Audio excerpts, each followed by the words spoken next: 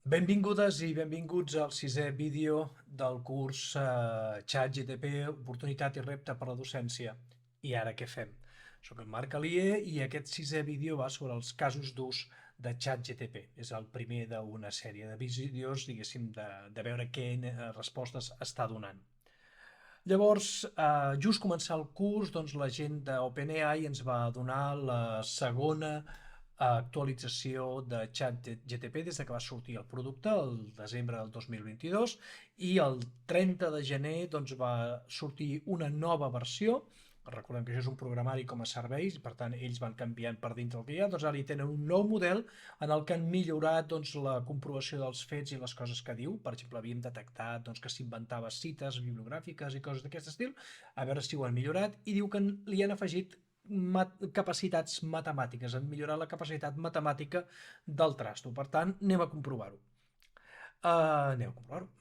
Doncs quan va sortir ChatGTP, unes proves que vaig fer i vaig guardar la imatge, doncs va ser això, agafar un problema de matemàtiques de primer d'ESO i li vaig fer aquest problema matemàtic. Em va donar aquesta resposta que allò d'una miqueta de si non è vero e ben trovato, el problema és que no è vero. El problema té molts problemes, aquest problema no es resol amb un mínim comú múltiple, es resol fent calcular el màxim comú divisor, aquí fa errors de càlcul, 96 doncs això no està bé, aquí torna no està bé, i la resposta, o sigui, sembla que ho explica bé però no ho fa bé, per tant, molt malament la resposta. Llavors doncs, he agafat i he tornat a plantejar-li el mateix problema. I realment el model és diferent perquè dona una resposta diferent. Vale? En comptes de parlar del mínim comú múltiple, parla del màxim comú divisor, amb la qual això ve, i ens diu que la resposta és el màxim comú divisor, i això està malament. Per tant, aquí falla. Llavors aquí doncs, l'apreto una mica més. Escolta, calcula'm el màxim comú divisor i em dona el càlcul i sembla ser doncs, que el resultat és correcte. A més, li demano com ho calculi i em diu doncs, això, doncs, em diu que aplica l'algoritme d'Euclides i m'explica com està calculant l'algoritme d'Euclides i sembla que la resposta també és correcta i finalment li demano la resposta quants quadrats tindrem i en comptes de parlar-me del màxim comú divisor doncs em comença a dir que tindrem un número de files, un número de columnes i em dona una resposta que no m'ho he mirat molt però sembla que és correcta. Per tant, li podem posar el seal of approval a ChatGTP. Ha millorat. No dona la resposta correctament immediatament, però sembla que comença a millorar les seves capacitats matemàtiques. O sigui que compta. Després anem a veure un exemple que el professor de la Universitat d'Alacant, el Faraón Llorenç, doncs va agafar i li va passar doncs, amb un dels articles que teniu en la bibliografia que us tinc que donar en algun moment, doncs li va passar aquest problema al mes de desembre, el problema del llop, la cabra i la col, que han de creuar el riu amb una barca, i doncs hem de vigilar que la cabra no estigui amb la col perquè se la menjarà i que el llop no estigui sol amb la cabra perquè es menjaria la cabra. Llavors li va demanar les passes i no ho va aconseguir.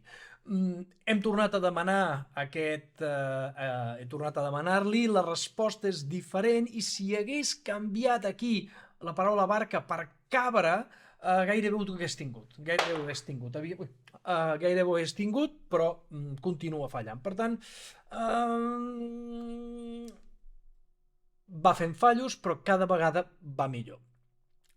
El que sí que és important tenir en compte és que això va millorant amb el temps. Cada 4 setmanes cada 3 setmanes estem tenint una versió nova i aquesta versió nova va tenint millores amb el temps importants. Anem a continuar veient quines coses podem fer, anem a veure casos d'ús de ChatGTP i a veure com es comporta i quines coses fa bé i quines coses fa no tan bé.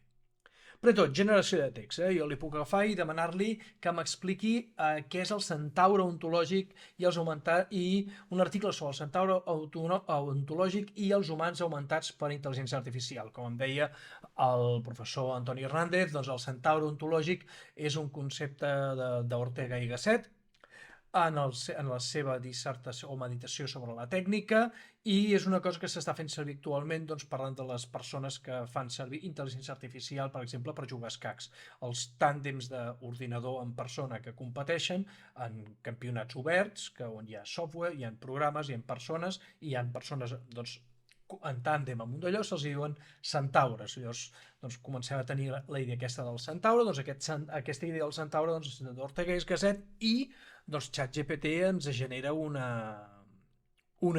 article doncs, molt correcte, un article molt correcte i fins i tot doncs, amb disquisicions ètiques. L'única cosa que podem criticar és que fa alguna en comptes de parlar de centaure, parla de centauro, però a part d'això, doncs, escolta, ho fa bastant bé, per tant, molt bé, pim-pam, dona el pego, ens escriu un article i amb una mica de revisió i d'edició podríem posar en un blog, en el mateix meu blog que fa anys que tinc, podria agafar portar això i em quedaria tan ample posant aquest contingut.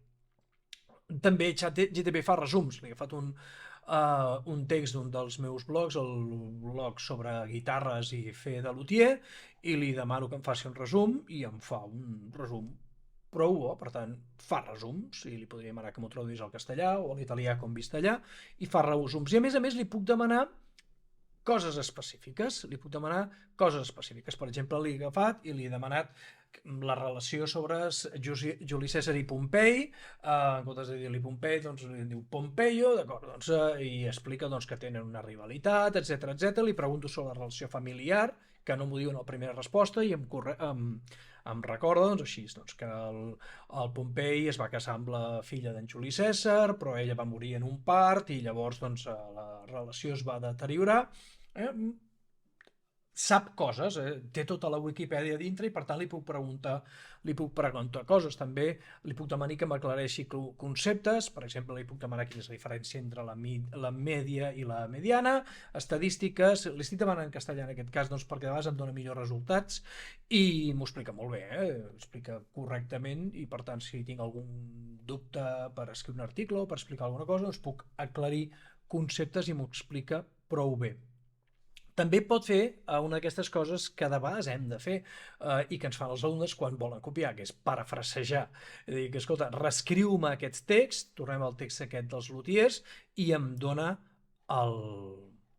un text diferent que segurament passaria el control d'anticopi Urkunt a dintre d'Ateneas. Si per exemple un company meu escriu un text, jo l'agafo, el parafrasejo, l'entrego com a propi, l'estiro, l'arronso i entrego una cosa que no he fet jo perquè l'he modificat prou. I per tant ChatGPT és una eina de parafraseig entre moltes altres coses.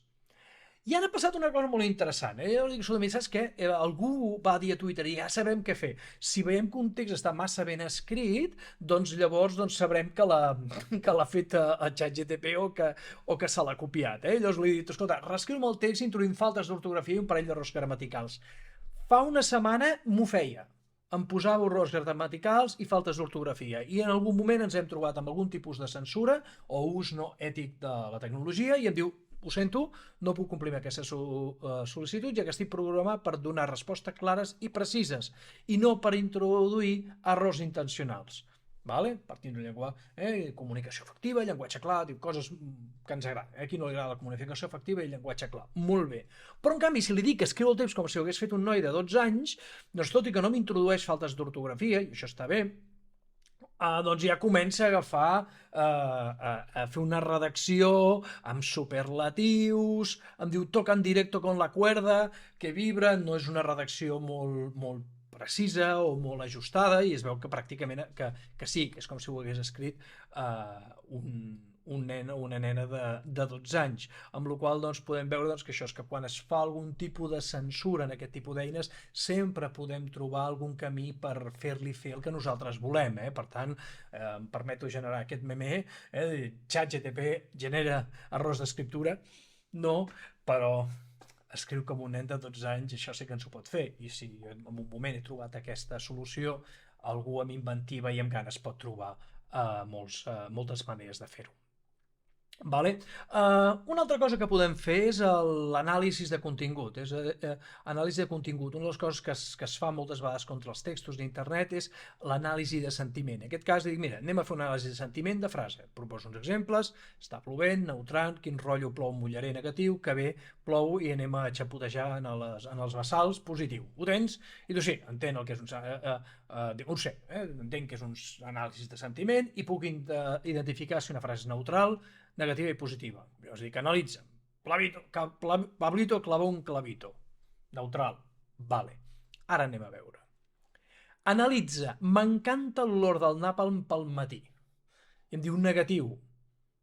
Quan dic m'encanta, i li demano per què, em diu l'olor del napalm és associat amb la guerra i la destrucció, perquè el fet d'encantar suggereix una actitud negativa, a més és un ús irònic i a més en sap que va dir a la pel·lícula Apocalipsis Now. O sigui, m'ha donat una resposta impressionant. O sigui, no és la resposta que un esperaria d'una màquina. Aquest trasto fa coses realment que ens explotin al cap. Per tant, podem tornar a utilitzar un meme. O sigui, és bastant sofisticat el tipus de respostes que podem esperar i tindre l'expectativa d'això. Anem a veure un parell de coses més que ens fa ChatGPT respecte d'aquests anàlisis de sentiment. En aquest cas, dibuixa'm una taula amb els anàlisis de sentiment de les següents frases i realment em dibuixa una taula.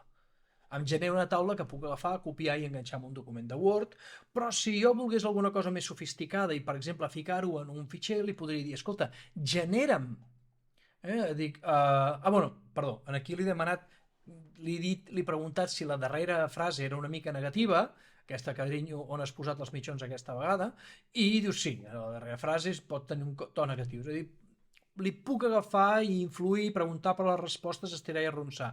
Però hem de tenir en compte perquè és molt obsequiós ChatGPT i tendeix a donar-nos la raó. És a dir, si no li demanem que sigui crític i que ens doni una resposta neutral, tendirà a afalagar-nos i a donar-nos la raó, amb la qual aquí hi ha un perill. Continuem. Ens ha dibuixat la taula ara correcta i jo li demano... I jo li he demanat, m'ho pots generar en format JSON?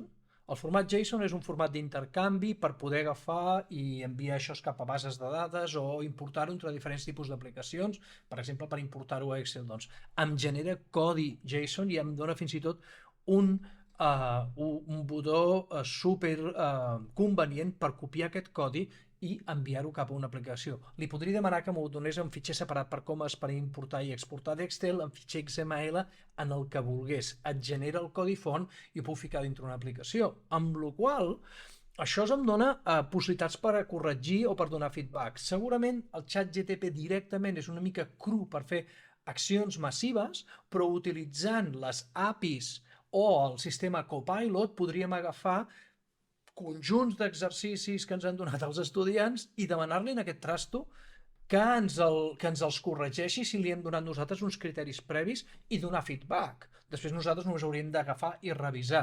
El problema està que, clar, que això té uns problemes ètics, té uns problemes tècnics i té uns problemes de practicalitat, però realment és una cosa que pot permetre l'automatització de feina, doncs de correcció de pràctiques de la mateixa manera que hem estat fent amb la correcció d'exàmens. Una altra cosa és que si el trasto s'equivoca, tenim un problema aquí dintre. I bé, no us explico més coses, us proposo que aquestes coses que us he ensenyat, les possibilitats matemàtiques, les possibilitats lògiques, ho proveu, ho testegeu i recordeu que teniu un fòrum en el curs d'Atenea, feu-me preguntes i doneu-me feedback en allà. Gràcies.